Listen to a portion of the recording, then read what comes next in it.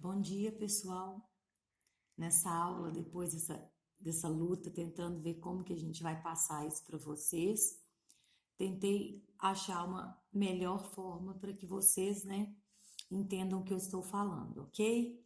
Bem, hoje então nós vamos falar de bactéria, que está na frente B, módulo 3, mas eu vou comentar com vocês sobre classificação de bactéria, né? Benefício das bactérias para o homem, então. Vou dar uma pincelada em reprodução, mas bacteriose vai ser assunto da próxima aula, ok? Senão o vídeo fica muito extenso. Bem, as bactérias, então, todos já ouviram falar, pertencem, né, ao reino Monera, e elas têm as mais diversas, então, formas, ou seja, morfologias. Bactérias em forma de bastonete, que são os bacilos, bactérias circulares, que são os cocos, ok? Bem, atualmente nós temos três domínios: o domínio bactéria, o domínio árquea e o domínio eucária. Lembram disso? Bem, o domínio eucária vai incluir os quatro reinos, então: reino protista, reino plantae, reino fungi e reino animalia, ok? O domínio eucária inclui organismos que possuem células eucarióticas. O domínio bactéria vai incluir as eubactérias, que é o que a gente vai estudar hoje, que são as bactérias atuais. E o domínio árquea vai incluir as arqueobactérias, ok? Bem, as bactérias então pertencem ao reino Monera, juntamente com as cianobactérias, cianofícias ou algas azuis. Quando a gente estava estudando, o que vai caracterizar o reino Monera? Não é possuir célula procarionte, procariota ou procariótica? Ou seja, é a ausência de membrana nuclear ou carioteca? Bem, então vamos lembrar que célula procarionte, procariota ou procariótica é célula que, além de não ter membrana nuclear ou carioteca, ela é pobre em organela citoplasmática, ok? As bactérias podem ser unicelulares ou coloniais, podem ser heterótrofas, né, ou autótrofas, podem ser parasitas ou de vida livre e vivem nos mais diversos ambientes. Bem, e o que faz então com que eu encontre bactéria na água, com que eu encontre bactéria no solo, com que eu encontre bactéria no ar? A gente tem as bactérias extremófilas, né, que vivem em regiões, por exemplo, quente e ácida, igual região vulcânica, que vivem nos polos, que vivem nos fundos dos oceanos. Então a gente tem bactéria em praticamente todos, então, ambientes do planeta. Bem, e o que proporcionou esse grande sucesso adaptativo das bactérias, então? Foi essa diversidade metabólica. Por exemplo, quanto à nutrição, a gente tem bactéria autotrófica e bactéria heterotrófica. Dentro das bactérias autotróficas, nós temos as bactérias fotossintetizantes, que fazem fotossíntese, e outras espécies que são quimiosintetizantes. Dentre as bactérias, então, heterotróficas, então, quanto à respiração, elas podem ser, então, aeróbicas ou fermentadoras. Dentro das que fazem respiração aeróbica, então, elas podem ser facultativas ou obrigatórias. Olha que interessante isso aqui. Pensa comigo as bactérias anaeróbicas, então.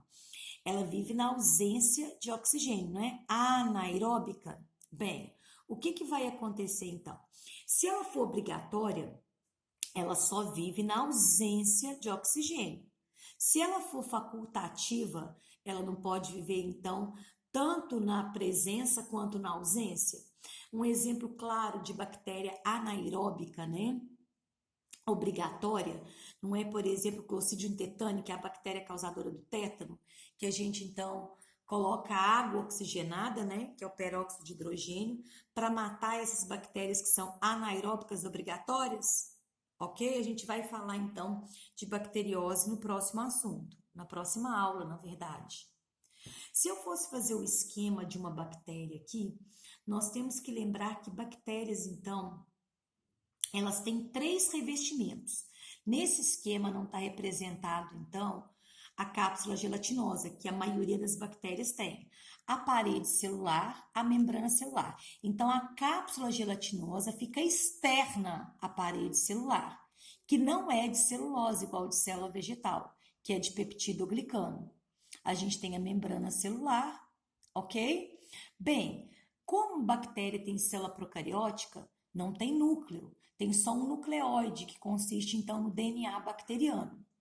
Como é uma célula procariótica, também não tem muitas organelas. Geralmente só tem ribossomo, que sintetiza proteína, ok?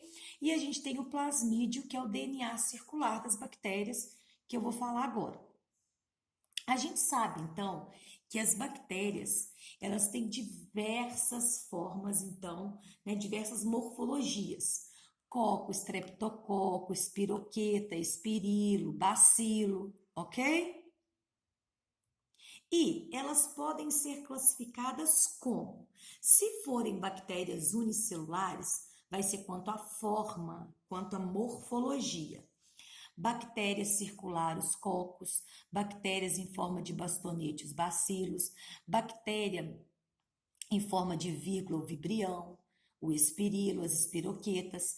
Agora, se as bactérias forem, então, coloniais, elas são classificadas quanto ao arranjo, que a gente tem os diplococos, os streptococos, os estafilococos, lembrando que bactéria em filinha não é estafilococo, é streptococo, ok? Tranquilo? Bem, nós sabemos então que as bactérias podem ser benéficas ou maléficas para o homem. Bactéria, a gente convive com bactéria praticamente o tempo inteiro.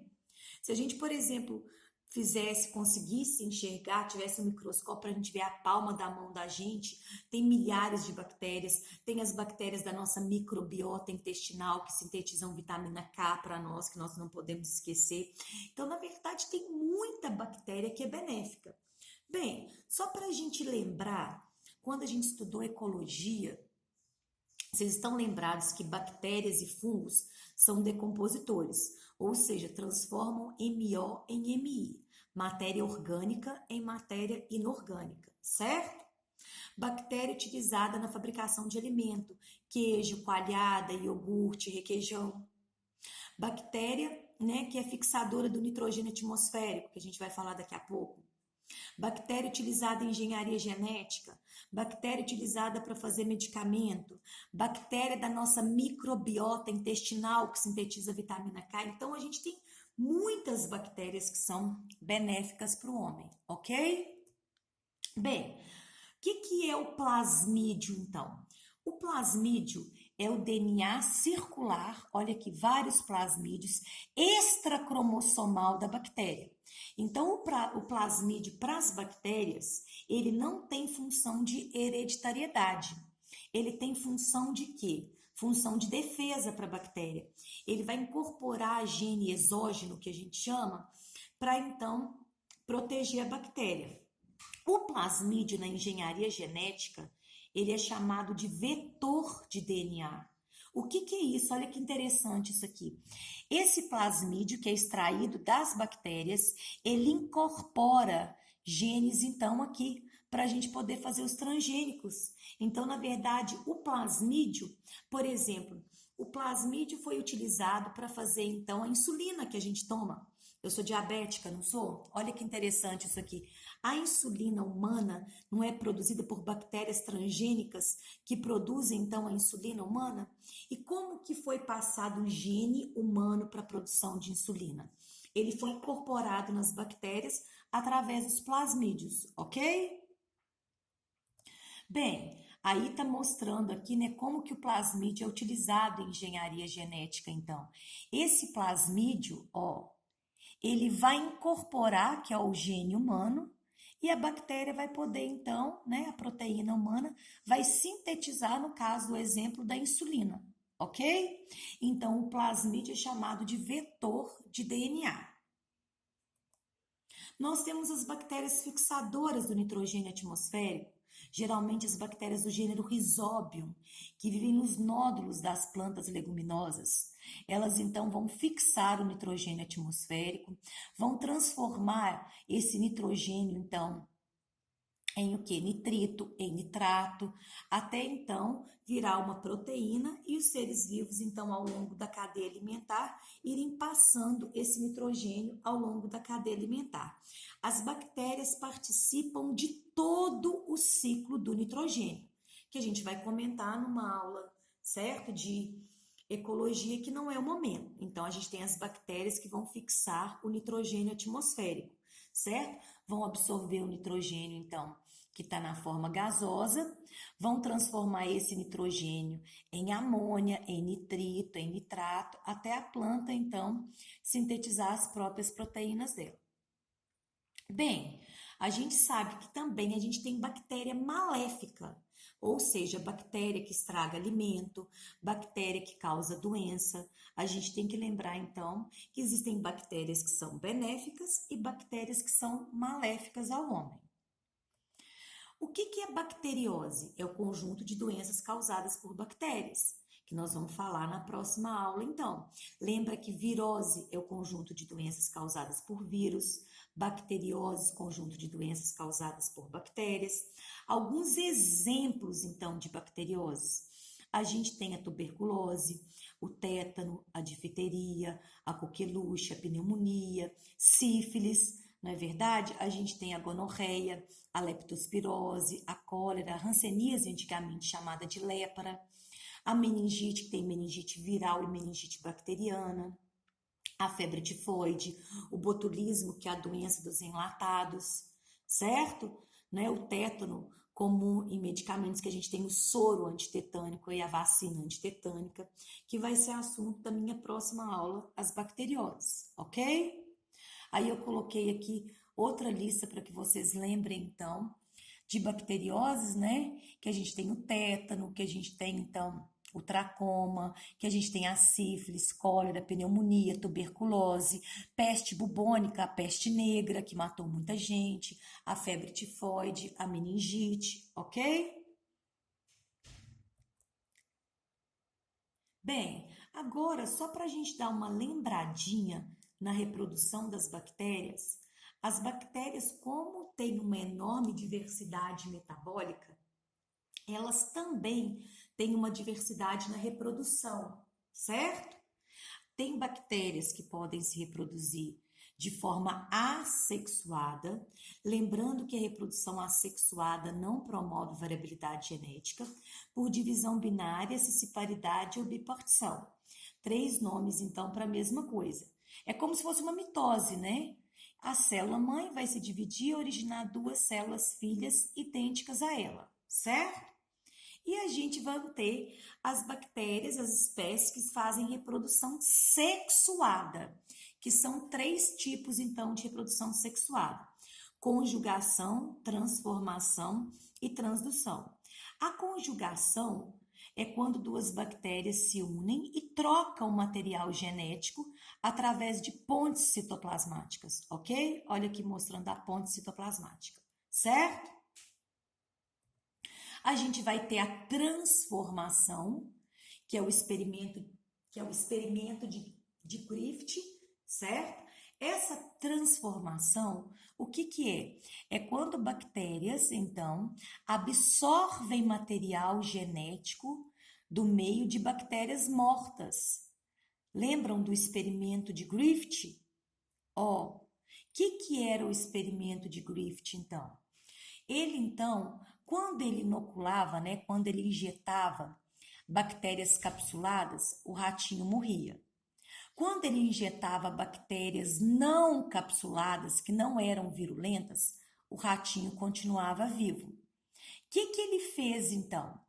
Ele matou essas bactérias capsuladas pelo calor. Ó, e juntou, então, bactérias mortas capsuladas com bactérias vivas não capsuladas. O ratinho, então, o que acontece? Sobreviveu. Agora, quando ele pegou as bactérias, então, olha que interessante isso aqui, que eram não capsuladas, que absorveram o DNA das bactérias mortas presentes no meio. Essas bactérias começaram a sintetizar, então, bactérias capsuladas que levaram o ratinho à morte. O experimento de Griffith, então, mostra, então, um exemplo de reprodução das bactérias do tipo transformação, ok? E o terceiro e último tipo de reprodução das bactérias é a transdução. Quando vírus bacteriófagos ou fagos, ou seja, vírus que infectam bactérias, levam material genético, certo? De uma bactéria para outra. Olha aqui então. Levou então o DNA, tá vendo? Olha aqui então, de uma bactéria para outra. Ok? Então o assunto da aula de hoje está terminado. Um abraço para vocês.